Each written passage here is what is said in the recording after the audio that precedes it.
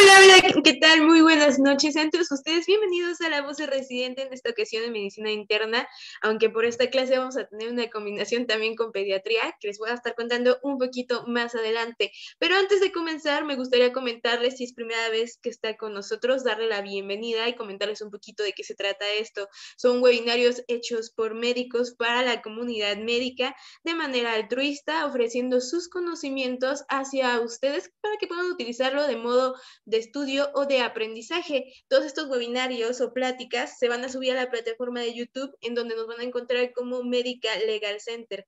Tenemos diferentes pláticas a lo largo de la semana. Tenemos La Voz de Residente, que ve diferentes especialidades de lunes a viernes, masterclass y teoría del caso. Usted decide qué es lo que quiere aprender, pero si quiere ver las clases en vivo, pues sí tenemos días específicos para cada una. Si quiere un fin de semana tomarse el tiempo y ver videos de sus compañeros de la comunidad médica, nos van a encontrar en YouTube o en la página de Facebook de Yo Soy Médico 17, ya que por ahí se transfiere en vivo también. Ahora me gustaría comentarles que esta noche tenemos una doctora ponente excelente, quien ya nos realizó una clase previamente. Me gustaría recordarles que nos van a encontrar en Instagram y en Facebook como La Voz de Residente. Si alguno de los espectadores que nos está viendo gusta hacer una clase o una exposición, con mucho gusto les cedemos una hora en La Voz de Residente para que nos comparta de sus conocimientos y crecer más como comunidad médica. Ahora, sin más hablar, voy a presentarles a quien nos va a realizar esta clase esta noche, ya previamente hecha. Es médico cirujano partero de la Universidad de Guadalajara, especialidad en pediatría en el Hospital Civil de Guadalajara, Fray Antonio Alcalde, especialidad en reumatología pediátrica en el Hospital Infantil de México, Federico Gómez, y adiestramiento en medicina interna pediátrica, la doctora Carmen Araceli Arellano Valdés. Comenzamos a compartir su clase de esta noche y esperamos que la disfruten y nos acompañen. Buenas noches a todos. Pues vamos a revisar el día de hoy las manifestaciones neonatales de las enfermedades congénitas del metabolismo. Dentro de los conflictos de interés y datos de interés, bueno, yo no tengo ningún conflicto de interés respecto a esta ponencia. Y cabe aclarar que yo no tengo formación en errores congénitos del metabolismo. Sin embargo, pues por muchos años yo manejé a los pacientes con errores congénitos del metabolismo en el hospital y soy, como muchos de ustedes, un pediatra que ha sufrido con estos diagnósticos y que se ha enfrentado a ellos de manera, pues digamos, muy cruda, porque estamos desabrigados en cuestión de diagnósticos, de manejo, de un apoyo nutricional adecuado, y pues todo eso hace que cobre un interés que repasemos estas manifestaciones el día de hoy. La plática del día de hoy, por supuesto, no es una plática de gran expertise en el área, sino es una plática muy pediátrica que nos puede ser de utilidad a todos, como a mí me ha sido pues en mi paso por la medicina interna pediátrica, donde podamos localizar de manera oportuna a estos pacientes y que los podamos referir a un centro donde se les pueda dar un tratamiento especializado y que estos pacientes logren una mejor calidad de vida, un mejor desenlace, sobre todo neurológico, porque sabemos que la mayor parte de los errores innatos del metabolismo, enfermedades congénitas del metabolismo, cursan con deterioro neurológico si no son diagnosticadas y no reciben un tratamiento a tiempo. Entonces, pues bueno, ¿cómo se definen los errores innatos del metabolismo? Pues son enfermedades de origen genético, la mayor parte de ellas tienen una herencia autosómico recesiva y están dadas porque existe alguna alteración en la codificación de una proteína o de una enzima y al estar esta carente o deficiente se bloquea un proceso metabólico específico que hace que se presente toda la cascada de manifestaciones clínicas que dependen de ese producto final del metabolismo que está siendo bloqueado en alguna parte de su proceso. Sabemos que pues, los errores congénitos del metabolismo tienen una incidencia baja, son enfermedades de baja incidencia y baja prevalencia. Sin embargo, a la fecha hay más de 700 entidades descritas y en conjunto todas estas entidades pues ya no dan lugar a una baja prevalencia, ¿sí? Ya no son infrecuentes. Si las tomamos todas como conjunto, pues estas afectan a uno de cada 8,000 recién nacidos vivos. Entonces esto ya cobra mayor significancia. Y el motivo de que nosotros revisemos hoy las manifestaciones de los errores congénitos del metabolismo en el periodo neonatal es que el 50% de los errores congénitos del metabolismo inician a manifestarse durante este periodo.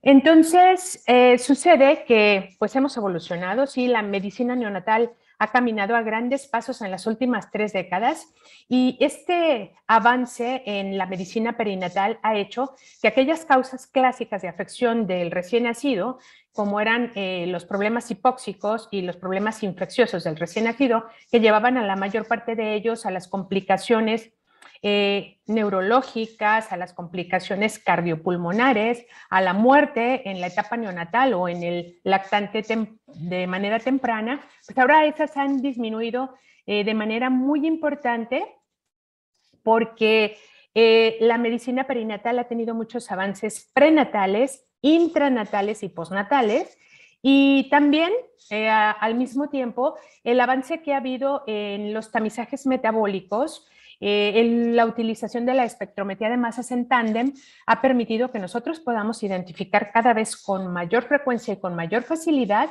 a los errores congénitos del metabolismo. Y entonces estos han pasado a constituirse en una de las causas más importantes de patología neonatal. Pero algo que es muy importante es que en la mayor parte de nuestros centros, en países como el nuestro, que estamos en vías de desarrollo, pues la mayor parte de las veces los diagnósticos se hacen a través de la sospecha clínica y ese es uno de los principales motivos que nos tiene hoy en esta revisión. Y bueno, para empezar vamos a hablar de cómo se clasifican estos errores congénitos del metabolismo. Bueno, pues se pueden clasificar en 3 grandes grupos, ¿sí? El primero de los grupos de clasificación de estos errores innatos del metabolismo es aquellos que están dados por intoxicación. Y esta intoxicación está dada por un acúmulo de metabolitos que no son degradados o trabajados porque está bloqueada una determinada vía metabólica. En este grupo pues encontramos a las aminoacidopatías, a las acidurías orgánicas, los defectos del ciclo de la urea y la galactosemia. El segundo grande grupo es aquel que está dado por deficiencia energética, ¿sí? Por un déficit energético. Y el bloqueo metabólico hace que haya una falta o una disminución en la producción o la utilización de la energía en los procesos metabólicos. Y a este grupo pertenecen pues, los defectos de la beta-oxidación, los defectos de la gluconeogénesis, la glucogenosis tipo 1 y la tipo 3, las acidosis lácticas congénitas y las enfermedades mitocondriales. Y el último grupo es el de acúmulo, ¿sí? Aquellos pacientes especialmente y los que realmente con los que más contacto tenemos, que son aquellos que tienen acúmulo dentro de la célula del metabolito no degradado y que nos enfrentamos muy comúnmente o más comúnmente con ellos, que son las enfermedades lisosomales. Están dadas por el acúmulo de estos metabolitos no degradados a nivel de los organelos celulares y también no solo las lisosomales, sino también las enfermedades peroxisomales, los trastornos de la glucosilación y los defectos del metabolismo de algunos de los neurotransmisores. Esas son las enfermedades que pertenecen a este grupo. Y hablando específicamente de las manifestaciones clínicas más comunes en estas alteraciones del metabolismo, pues estas manifestaciones desafortunadamente no son clásicas o no son patognomónicas y no permiten que hagamos una identificación muy rápida porque el recién nacido pues no tiene un amplio repertorio de respuesta ante las agresiones diversas que puede sufrir de la índole que sean. Entonces esto hace que las manifestaciones de los errores congénitos del metabolismo en el recién nacido pues sean muy inespecíficas o sean manifestaciones que son compartidas por muchas otras enfermedades como enfermedades infecciosas o como enfermedad hipóxica que es también pues muy común en el recién nacido. Pero en general los síntomas los podemos agrupar por grupo de esta clasificación que acabamos de ver. Los síntomas que generalmente presentan los errores congénitos del metabolismo, que están dados por intoxicación, el síntoma pivote es la encefalopatía aguda, ¿sí? Un paciente que manifiesta síntomas neurológicos o alteración del sensorio tras un intervalo libre de síntomas. Este intervalo libre de síntomas puede ser de horas o días posteriores al nacimiento.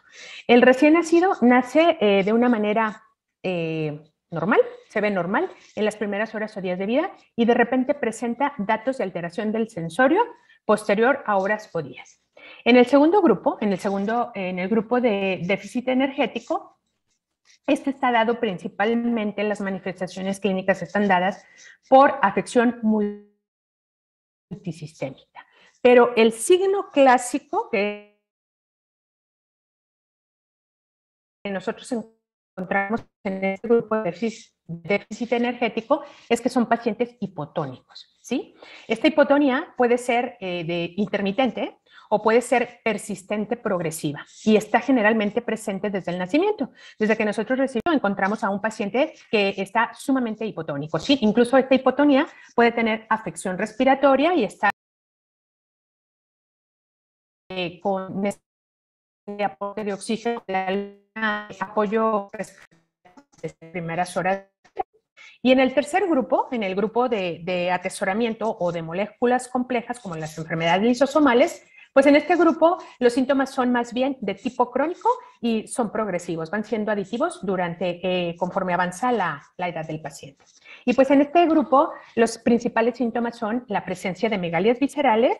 Hay generalmente en la mayor parte de ellos alteraciones neurológicas y característicamente la mayor parte de estos síntomas de estos pacientes en el grupo de errores congénitos del metabolismo de moléculas complejas tienen dismorfias. Entonces, la dismorfia pues es un dato que nos ayuda a integrar el diagnóstico diferencial en muchos de estos pacientes. Hablando específicamente de los síntomas neurológicos, pues las manifestaciones neurológicas son diversas, pero la principal de ellas pues es la encefalopatía. Y la encefalopatía la podemos encontrar nosotros de tres formas diferentes. La primera es la encefalopatía aguda con alteraciones del estado de alerta. Esa es una primera manifestación que vamos a encontrar y que generalmente es la manifestación de presentación en el primer grupo de estos pacientes. La otra forma de presentación de alteración neurológica es una encefalopatía que no es de instalación aguda, que es de inicio subagudo, pero que va acompañada generalmente de hipotonía, y esta hipotonía nos lleva a que haya también trastornos en la succión y en la deglución del recién nacido. Y el último grupo de presentación de encefalopatía son las crisis convulsivas neonatales. Entonces, respecto a la encefalopatía aguda, el primer tipo de presentación neurológica en estos pacientes, pues decíamos que la veíamos en el primer grupo de errores congénitos del metabolismo, que son aquellos dados por intoxicación. Y entonces ya mencionábamos que algo que nos puede orientar hacia que este grupo de patologías es que hay un intervalo al nacimiento libre de síntomas. ¿Esto por qué está dado?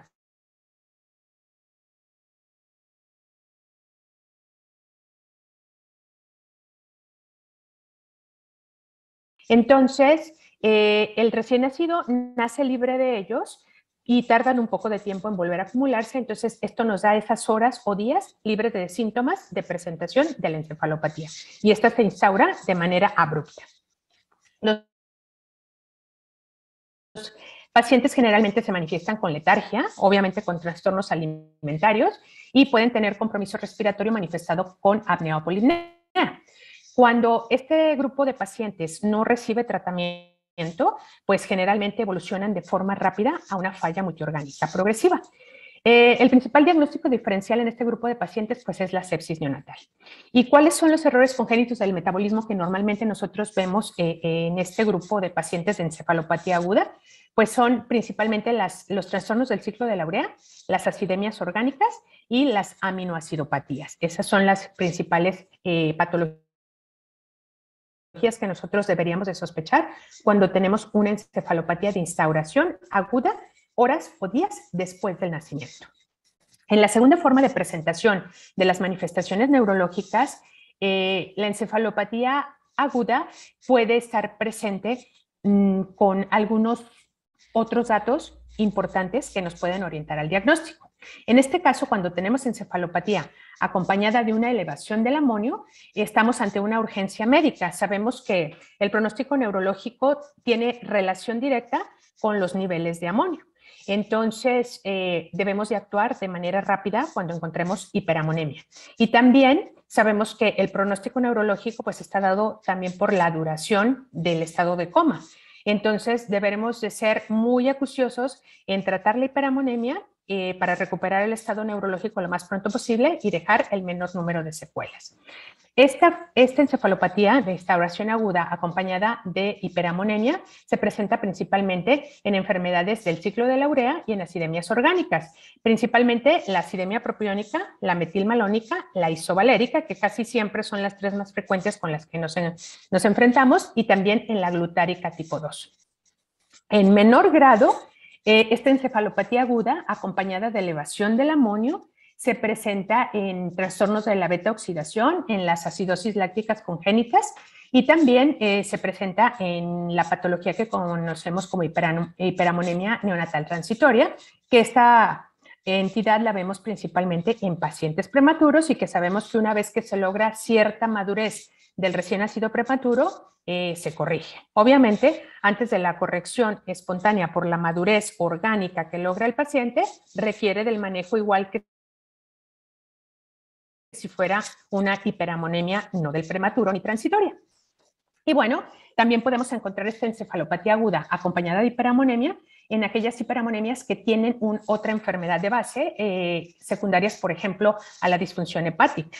Y sabemos que esta disfunción hepática en el recién nacido generalmente está dada por procesos infecciosos, ¿sí? Por aquellos eventos del TORCH que conocíamos antes, y los agentes más comúnmente involucrados en esta patología pues son el herpes virus y el enterovirus. Y entonces tenemos aquí un diagrama de flujo de qué podemos hacer nosotros cuando tenemos un recién nacido con hiperamonemia, ¿sí? Si nosotros tenemos un recién nacido con hiperamonemia, lo primero que tenemos que hacer es tomar pruebas de funcionamiento hepático, ¿sí? Donde incluyan las transaminasas y las bilirrubinas, ¿sí? Si encontramos que las pruebas de funcionamiento hepático están normales, entonces vamos a hacer un análisis. ¿La hiperamonemia inició en las primeras 24 horas del recién nacido? Sí. Entonces, ¿mi recién nacido es pretérmino? Sí. Lo más probable es que sea una hiperamonemia transitoria del prematuro. Pero si empezó en las primeras 24 horas de vida y mi recién nacido es un producto de término, entonces la causa más probable es que pueda ser una acidemia glutárica tipo 2, o una deficiencia de piruvato carboxilasa. Por otra parte, si la hiperamonemia está presente después de las primeras 24 horas de vida del paciente, vamos a tomar en cuenta dos cosas más. La primera es si tiene acidosis metabólica, y si tiene acidosis metabólica y empezó después de las primeras 24 horas de vida, lo más probable es que se trate de un trastorno del ciclo de la urea. Entonces, si tenemos trastorno del ciclo de la urea, pues vamos a tomar los aminoácidos en sangre y los ácidos orgánicos en orina y vamos a ver en sangre cómo está nuestra citrulina. Si la citrulina está baja, vamos a tomar en cuenta también el ácido urótico. Si el ácido urótico está bajo, lo más probable es que sea una deficiencia de N-acetilglutamato sintetasa o de una deficiencia de carbamil fosfato sintetasa. Pero si el ácido urótico está elevado, lo más probable es que se trate de una deficiencia de ornitil transcarbamilasa. En cambio, si la citrulina la encontrábamos elevada, pues lo más probable es que sea una deficiencia de arginino succinil sintetasa o de arginino succinil liasa. Otro de los datos que normalmente encontramos en un paciente con encefalopatía aguda es la presencia de acidosis metabólica. Entonces, si nuestro recién nacido tiene alteraciones del estado de alerta, de instauración aguda, después de algunas horas o días libre de síntomas y está con acidosis metabólico en la gasometría, lo que tenemos que hacer es calcular la brecha aniónica. que como recordatorio para todos se calcula con sodio menos cloro más bicarbonato, ¿sí? Y que el rango normal en algunas bibliografías nos lo reportan de entre 3 y 11 miliequivalentes por litro y en otros entre 8 y 12. Pero en general se acepta que una brecha aniónica está elevada cuando la tenemos mayor a 12. Si nosotros encontramos una brecha aniónica normal, esto nos sugiere que nuestro paciente está teniendo encefalopatía por alguna patología que nos ocasiona pérdida de bicarbonato. Y nuestra primera sospecha en esa brecha aniónica normal por pérdida de bicarbonato sería la acidosis tubular renal. Entonces tendríamos que enfocarnos hacia el diagnóstico de esta patología. Y la segunda causa por pérdida de bicarbonato serían las pérdidas gastrointestinales del mismo. Entonces deberíamos de evaluar en ese sentido. Pero si tenemos a nuestro recién nacido con encefalopatía aguda y acidosis metabólica con brecha aniónica elevada, entonces necesitamos determinar otras pruebas, que serían lactato-piruvato, la relación lactato-piruvato, la glucosa y la presencia o no de cuerpos cetónicos en orina. Y pues también debemos de tener, por supuesto, la lectura de los ácidos orgánicos. Y entonces, ¿qué tenemos que hacer? Pues determinar el lactato y el piruvato. Idealmente se debe de tomar una muestra en ayuno y otra después de 1 hora de haber alimentado al recién nacido. Recordar que la relación lactato-piruvato normal es menor de 20. Algo muy importante que debemos de tener siempre en cuenta cuando vayamos a determinar lactato y piruvato es que debemos de tomar la muestra sin haber utilizado compresión, sin haber utilizado liguita, para tomar la muestra, porque obviamente la presión sobre el tejido va a causar hipoxia y nos va a causar elevación del ácido láctico y podemos tener un falso positivo, ¿sí? O a lo mejor un verdadero positivo, pero en un nivel más alto del que hubiéramos obtenido si no hubiéramos tomado la muestra con la liga o el manguito compresor. Entonces, solo como recordatorios, ver que el lactato normal en los recién nacidos debe ser menor a 2.1 miliosmoles por litro o 19 miligramos por decilitro. Y si lo determináramos en líquido cefalorraquídeo, si nuestro paciente con encefalopatía se decide que vamos a hacer punción lumbar para descartar que no haya un proceso de origen infeccioso, si había antecedentes de ruptura prolongada de membrana amniótica, etcétera, entonces en líquido cefalorraquídeo podemos leer también el lactato y debe encontrarse menor a 1.8 miliosmoles por litro o menor de 16 miligramos por decilitro.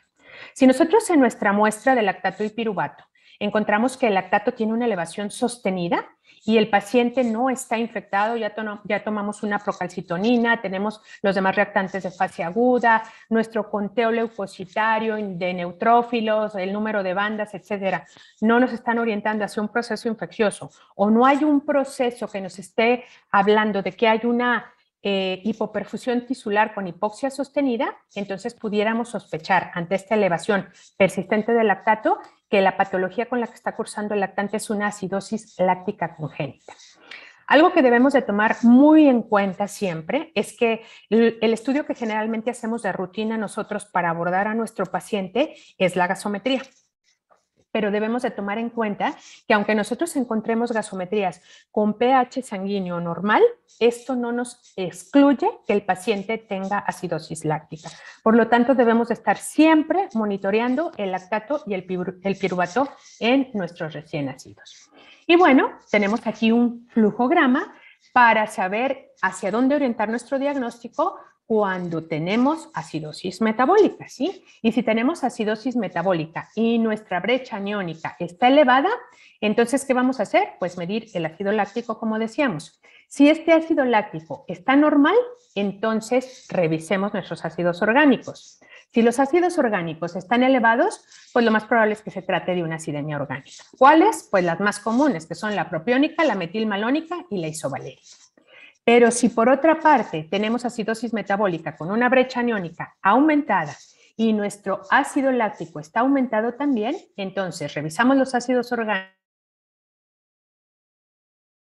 de los ácidos dicarboxílicos, lo más probable es que se trate de un trastorno de la beta oxidación, aunque puede tratarse también de las acidemias orgánicas que ya mencionamos. Pero si por el contrario nuestros ácidos orgánicos están normales, entonces leemos la relación lactato-piruvato y esta está alta y entonces esto nos lleva a pensar en un trastorno de la cadena respiratoria, ¿sí? Y si nuestra relación lactato-piruvato es normal, entonces debemos de tener niveles séricos de glucosa y si esta glucosa la encontramos baja, entonces probablemente estemos hablando de una deficiencia de, permítanme la abreviatura porque se me olvidan tantas abreviaturas, trastorno del almacenamiento de glucógeno tipo 1, ¿sí? O deficiencia de fosfenolpiruvato, ¿sí? O de fructosa 1,6-difosfatasa, ¿sí? Y si por el contrario la glucemia no está baja, sino que la encontramos en un nivel normal, la causa más común puede ser la deficiencia de piruvato deshidrogenasa o los trastornos de piruvato carboxilasa, la deficiencia de piruvato carboxilasa, perdón, pero se me olvidan las abreviaturas. Y por otro lado, el otro grupo, ya dejando la encefalopatía aguda, hablando ahora de la encefalopatía subaguda, pues esta encefalopatía subaguda, como habíamos mencionado, generalmente se presenta acompañada de hipotonía y decíamos que está presente la hipotonía desde el nacimiento y esta hipotonía lleva a que el recién nacido tenga trastornos de succión y de deglución. Entonces estos tres síntomas, la encefalopatía, la hipotonía y los trastornos de succión-deglución tienen una instauración de un inicio insidioso, ¿sí? Va siendo progresiva la alteración del tono muscular, va siendo progresiva la alteración de la succión de glución y estos síntomas pueden o no estar asociados a la presencia de dismorfias o de daño multisistémico, ¿sí? De afección hepática, cardíaca, por la afección del músculo cardíaco, renal, pulmonar, etcétera. ¿Qué enfermedades principalmente se presentan o qué errores congénitos del metabolismo se presentan generalmente con una encefalopatía de instauración progresiva acompañada de hipotonía y alteraciones de succión de glución? Principalmente las enfermedades mitocondriales, pero también las peroxisomales. Y en estas peroxisomales, pues el espectro del síndrome de Zellweger, que es la forma grave que es el Zellweger, la intermedia que es la adrenoleucodistrofia neonatal y ligada al X, y la forma más atenuada que es el Refsum infantil.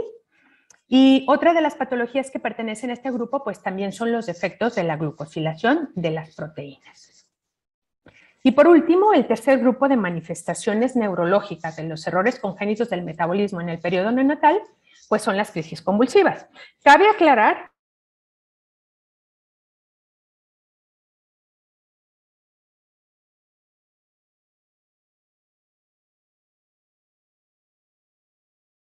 neonatales generalmente las podemos ver en otros trastornos como aquellas epilepsias que tienen dependencia de vitamina, ¿sí? O que son sensibles a vitaminas o a sus cofactores. ¿Como cuáles deficiencias o a cuáles vitaminas o cofactores? Principalmente a la deficiencia de vitamina B6, de ácido folínico, de biotina y a otras sustancias que intervienen en el metabolismo de estas vitaminas, como los trastornos de la síntesis de biotina, ¿sí?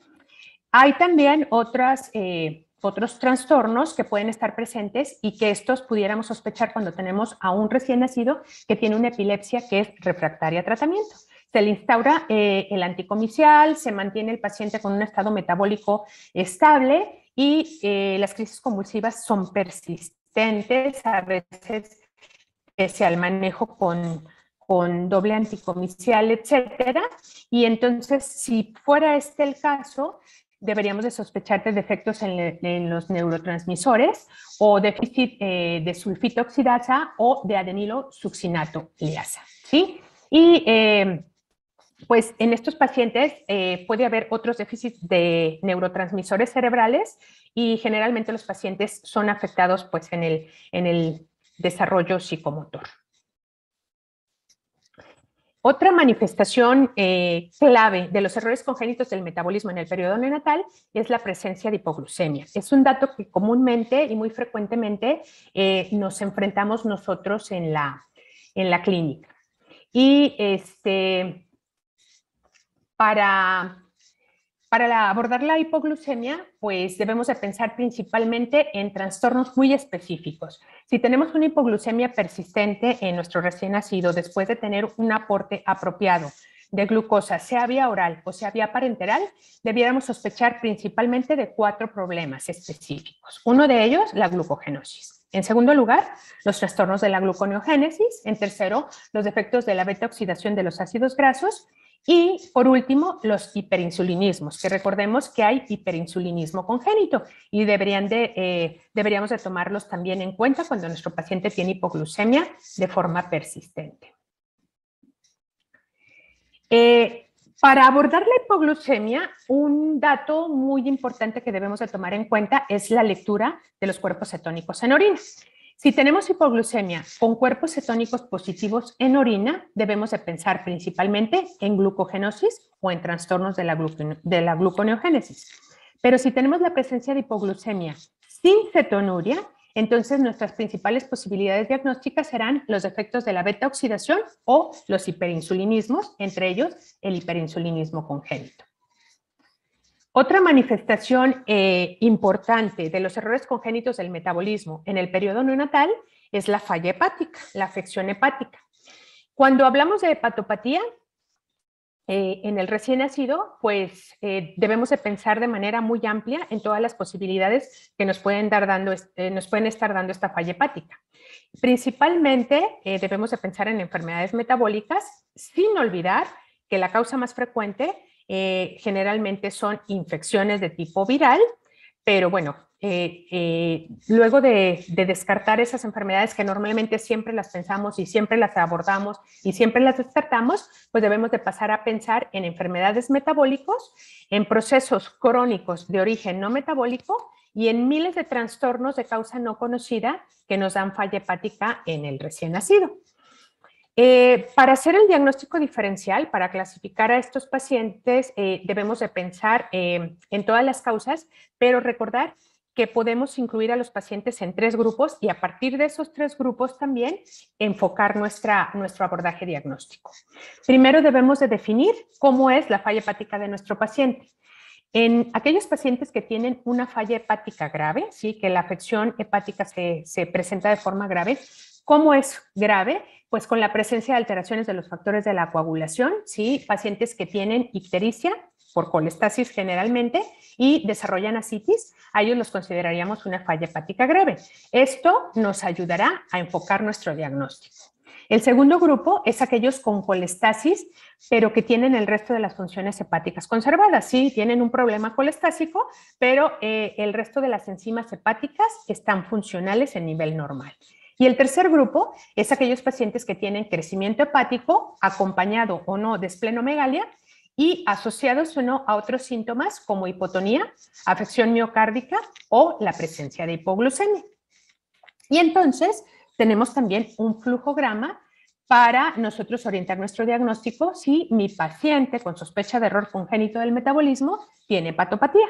Entonces, si tiene falla hepática grave, que decíamos que son aquellos con coagulopatía, con alteración de las enzimas hepáticas, etcétera, pues deberíamos de pensar en trastornos como tirosinemia, hemocromatosis, trastornos de la beta-oxidación de ácidos grasos, alteraciones del ciclo de la urea, galactosemia, trastornos mitocondriales, la enfermedad de Niemann-Pick tipo C, la glucogenosis tipo 4, la intolerancia hereditaria a la fructosa. Si tenemos hepatopatía con la presencia de colestasis, nuestra primer posibilidad es galactosemia, pero también pudiera ser la deficiencia de alfa-1 antitripsina, tirosinemia, el Niemann-Pick C también, los trastornos peroxisomales como el Zellweger, los trastornos de ácidos biliares, la alteración intrahepática, la fibrosis quística y los déficits principalmente de proteínas metabólicas, especialmente de citrina.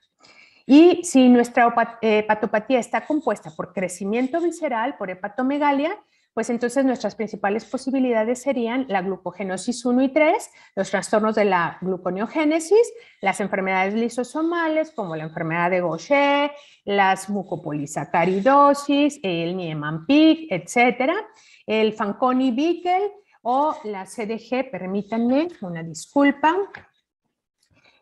trastorno congénito de la glucosilación. Esas serían nuestras principales posibilidades diagnósticas. Y bueno, la enfermedad hepática también podemos apoyar nuestro diagnóstico si nosotros consideramos el tiempo de presentación de la hepatopatía en el recién nacido. Si nuestro recién nacido tenía daño hepático desde inútero, que generalmente este daño hepático inútero se manifiesta con la presencia de ascitis e hidrops fetal, entonces debemos de pensar como primera posibilidad en enfermedades lisosomales, ¿sí? La mucopolisacaridosis tipo 7, la mucopolisacaridosis tipo 4, la enfermedad de Gaucher, entre las principales nos pueden dar esta manifestación. También puede ser secundario a trastornos o defectos de la glucosilación, a la glucogenosis tipo 6 y al Smith-Lemli-Opitz. Si la hepatopatía no se presentó inútero y se desarrolla en la primera semana de vida, nos orienta a que pudiera tratarse de una hemocromatosis neonatal o alteraciones en la cadena respiratoria. Y si se presenta en la segunda semana o posterior a ella, principalmente deberíamos de sospechar de galactosemia o de tirosinemia. Y generalmente los pacientes que nacen con ascitis o con hidrops normalmente están acompañados de visceromegalias y las enfermedades metabólicas, pues ya les había mencionado algunas, las principales como les decía, gangliosidosis, Gaucher, tipo 2 dice aquí, pero el tipo 1 puede tenerlo también y el tipo 3 también, Niemann-Pick A y C, Wolman, que es la forma temprana de la deficiencia de lipasa ácida lisosomal, la enfermedad de Farber, la mucopolisacaridosis 7 y 4, como les decía, la mucolipidosis, enfermedad muy parecida a la mucopolisacaridosis, sobre todo la tipo 1 y 2, la sialidosis, que también es muy parecida a la mucopolisacaridosis, la galactosialidosis o el déficit múltiple de sulfatasas. Asimismo, los defectos de la glucosilación de proteínas y algunas enfermedades mitocondriales. Entonces, cuando nuestro recién nacido tenga ascitis o hidropesía fetal, pues debemos de solicitar un estudio de mucopolisacáridos o de oligosacáridos en orina, porque son las enfermedades, aunque todas de baja prevalencia, pero son las más prevalentes y entonces deberíamos empezar nuestro abordaje a partir de ellas y confirmar nuestro diagnóstico con la cuantificación enzimática de acuerdo a la sospecha que con el resto de los datos clínicos nosotros tengamos. Si nuestra sospecha es un Niemann-Pick, si es un paciente con una esplenomegalia gigante, con alteraciones neurológicas, con alteraciones de la movilidad ocular y nuestra sospecha, pues la primera sería Gaucher por frecuencia, pero si descartamos Gaucher, para Niemann-Pick pues no se pide cuantificación enzimática, sino que se mide el acúmulo de colesterol en los fibroblastos y esto se hace pues en una biopsia de tejido, obviamente, con la tinción de filipina. Y otra de las manifestaciones que son pues relativamente comunes de los errores congénitos del metabolismo en el periodo neonatal es el síndrome de muerte súbita del recién nacido. Y bueno, pues sabemos que la mayor parte de los episodios de muerte súbita del recién nacido son secundarios a enfermedades infecciosas, especialmente a la sepsis o a cardiopatía. Sin embargo, no es nada despreciable el porcentaje de errores congénitos del metabolismo que ocasionan muerte súbita. El 5% de la muerte súbita neonatal está ocasionada por un error innato del metabolismo. Y de estos, los principales son los defectos de la beta-oxidación de los ácidos grasos. Y esto sucede porque a veces por las condiciones propias del recién nacido y que a veces son originadas por el mismo error congénito del metabolismo, pues la dificultad respiratoria, la hipotonía, la pérdida de succión hace que dejemos al paciente en ayuno. O si mi paciente, además del error innato del metabolismo, está cursando con un proceso séptico o algún proceso de incremento metabólico que aumenta las necesidades energéticas, si yo lo tengo en ayuno, pues si tiene un defecto de la oxidación de ácidos grasos, pues resulta que esta oxidación de los ácidos grasos proporciona las herramientas para la gluconeogénesis, la ureagénesis y la cetogénesis. Entonces, esto hace que al estar incapacitados estos procesos metabólicos por la carencia de oxidación de ácidos grasos, se presente la muerte súbita en el paciente. Claro que casi la mayor parte de ellos está condicionada por una afección multiorgánica agregada. Y bueno, otros síntomas con los que nos podemos encontrar en los errores congénitos del metabolismo neonatal son las miocardiopatías. Algo importante que debemos de considerar es que si mi paciente tiene miocardiopatía, si es un recién nacido con miocardiopatía, estoy obligado total y absolutamente a hacerle un estudio metabólico. ¿Por qué? Porque gran número de las miocardiopatías en el recién nacido son secundarias a errores innatos del metabolismo como defectos de la beta-oxidación de ácidos grasos, trastornos mitocondriales, trastornos de glucosilación de proteínas y algunas glucogénesis como la tipo 2, que es la enfermedad de Pompe, que sabemos que esta además cursa con una hipotonía extrema del tipo de la atrofia espinal tipo 2. Entonces, pues debemos de siempre hacer un abordaje metabólico en estos pacientes. Otra causa muy común o un error congénito del metabolismo muy común presente en el periodo neonatal acompañando una miocardiopatía es el síndrome de Barr, que está ligado al X con alteraciones en el brazo largo del cromosoma X y es una miocardiopatía sumamente grave de inicio muy temprano. La mayor parte de ellos en el periodo neonatal, que está acompañada de otras manifestaciones que nos pueden orientar al diagnóstico, como la presencia de neutropenia, de colesterol muy bajo y de aciduria metilglutacónica. Normalmente estos pacientes tienen lactato elevado y pueden acompañarse también de trastornos de la cadena respiratoria mitocondrial. Para hacer el diagnóstico de estos pacientes se requiere prueba molecular, no existe alguna medición enzimática ni nada, o sea, tenemos que ir directamente al análisis molecular para hallar la variante patogénica en el cromosoma X. Perdón, pero es que se corre luego de a 2 diapositivas. Otras manifestaciones clínicas muy frecuentes de errores congénitos del metabolismo en el recién nacido, pues son las alteraciones oculares. Si detectamos alteraciones oculares del tipo de catarata en el recién nacido, lo más probable es que estemos hablando por frecuencia de galactosemia y en segundo lugar por trastornos peroxisomales como el Zellweger. Si nuestra manifestación ocular en el recién nacido fuera la opacidad corneal, pues la principal causa serían las mucopolisacaridosis, especialmente la tipo 1. Y si encontramos luxación del cristalino en un recién nacido, pues nuestra principal sospecha será la homocistinuria y en segundo lugar el déficit del cofactor del molibdeno. Dentro de otras manifestaciones, perdón que vaya y venga, pero quiero saber si no me salté más de 2.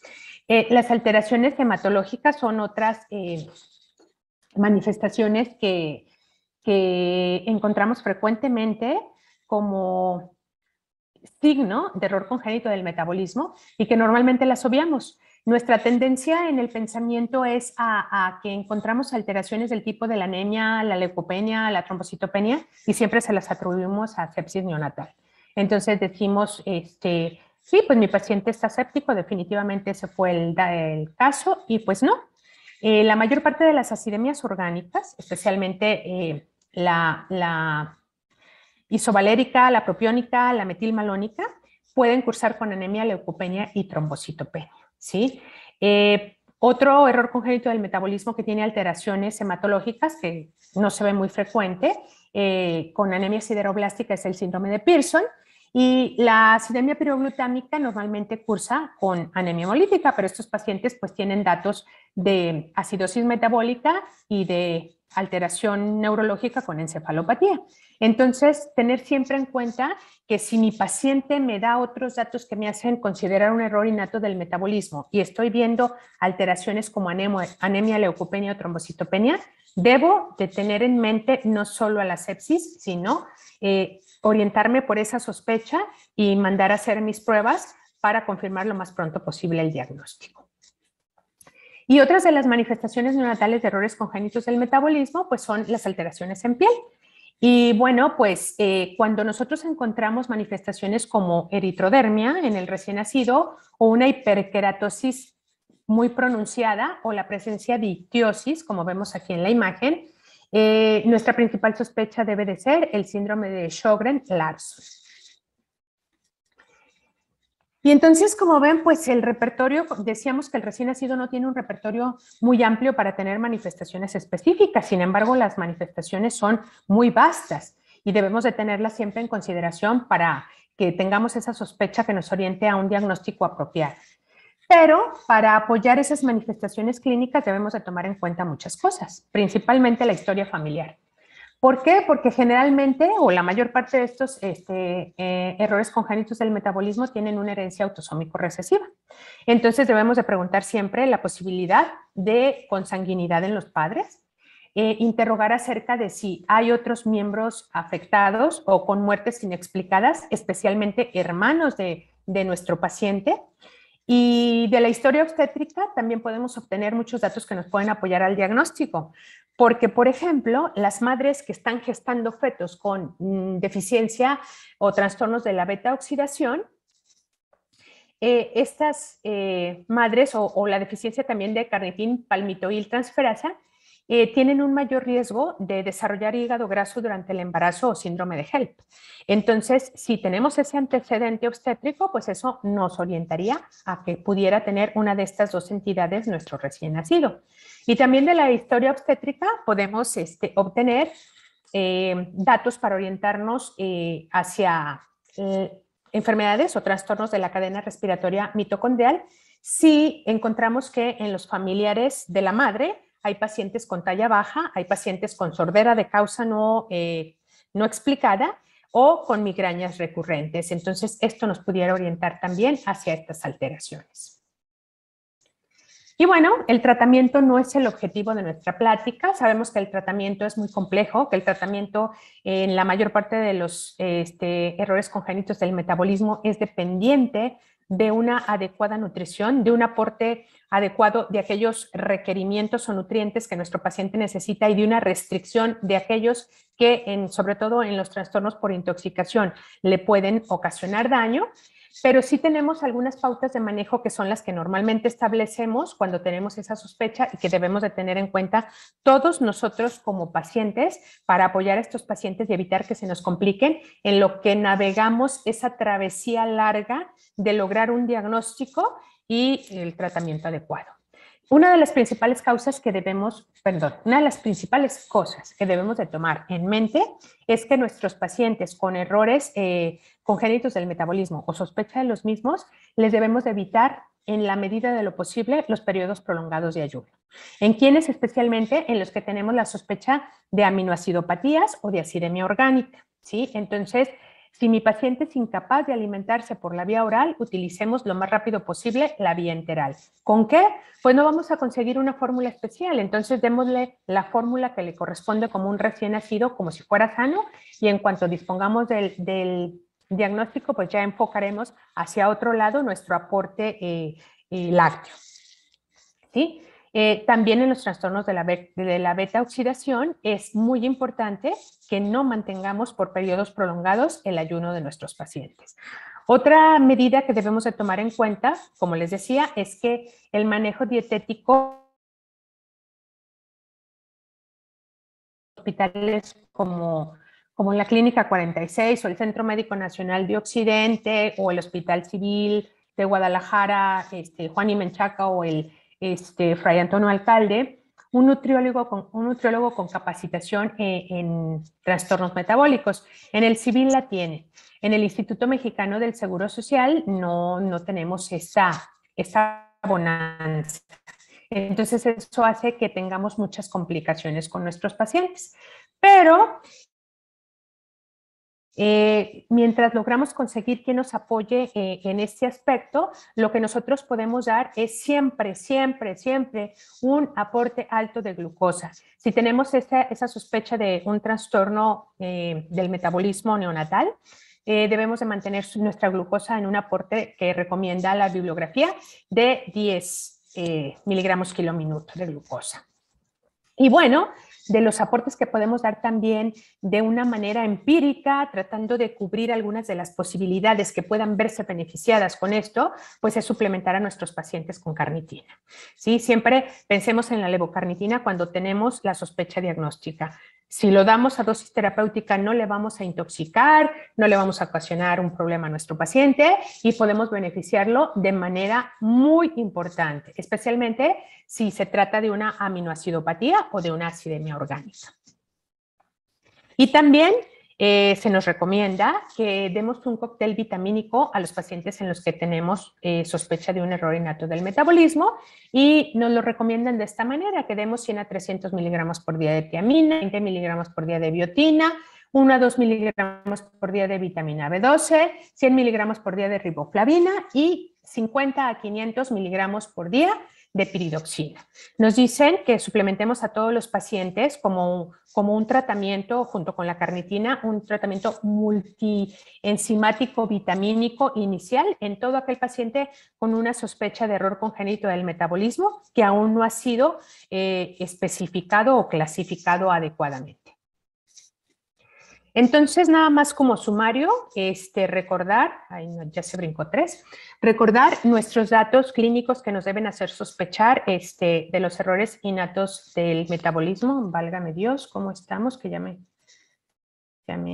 perdí. Bueno, dentro del sumario, evitar periodos de ayuno, un manejo dietético con aporte alto de glucosa, suplementación con carnitina, con vitaminas, los datos clínicos de sospecha, la encefalopatía aguda, la encefalopatía subaguda, las crisis convulsivas, la presencia de lactato elevado sostenido, la hipoglucemia normalmente refractaria, la afección hepática, la afección cardiomiopática, la presencia de ascitis o de hidropesía fetal, la presencia de dismorfias, la alteración dermatológica o las alteraciones oculares, y la ascitis o la hidropesía. Y otra vez, como repetición aquí, evitar periodos de ayuno, dar el manejo dietético apropiado y la suplementación.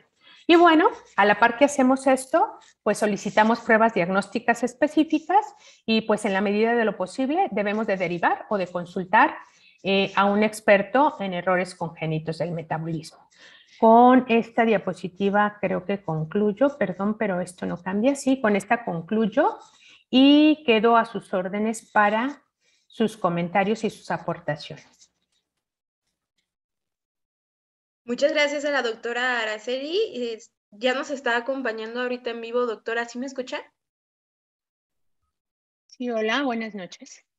Buenas noches, doctora. Muchas gracias por tomarse el tiempo de regalarnos una de sus clases y de sus conocimientos. Antes que nada, pues agradecerle su tiempo y su dedicación. Si tienen algún tipo de comentario o duda, ya estoy viendo pues felicitaciones y agradecimientos, pero me gustaría, en caso de que exista alguna duda o algún comentario, pueden escribirlo en la parte del chat. En caso de que nos esté viendo usted por Zoom y en caso de que nos esté viendo por Facebook, puede hacerlo en la parte de comentarios. Doctora, tiene varios comentarios de agradecimiento, pero antes de leérselos, si no llega a haber una duda, esta plataforma específicamente, esta clase va dedicada especialmente a residentes, entonces me gustaría si le regala algún consejo a los residentes que nos están viendo de especialidad interna o pediatría. Bueno, pues la recomendación yo creo que está más que dada durante la plática. Creo que cuando nos enfrentamos a un recién nacido con síntomas que nos hagan sospechar en una enfermedad no clásica, en una patología no común, deberíamos de conjuntar todos los síntomas o buscar intencionadamente otros síntomas que nos pudieran hacer sospechar en otra entidad que deba de diagnosticarse de manera temprana para dar un tratamiento apropiado. Sabemos que la mayor parte de los errores innatos del metabolismo tienen como complicación la afección neurológica con daño cognitivo permanente o a largo plazo. Entonces, siempre tomar en consideración todos estos síntomas, ¿sí? Los problemas de encefalopatía, las citopenias, las crisis convulsivas persistentes, la presencia de hipoglucemia, la acidosis láctica persistente, etcétera.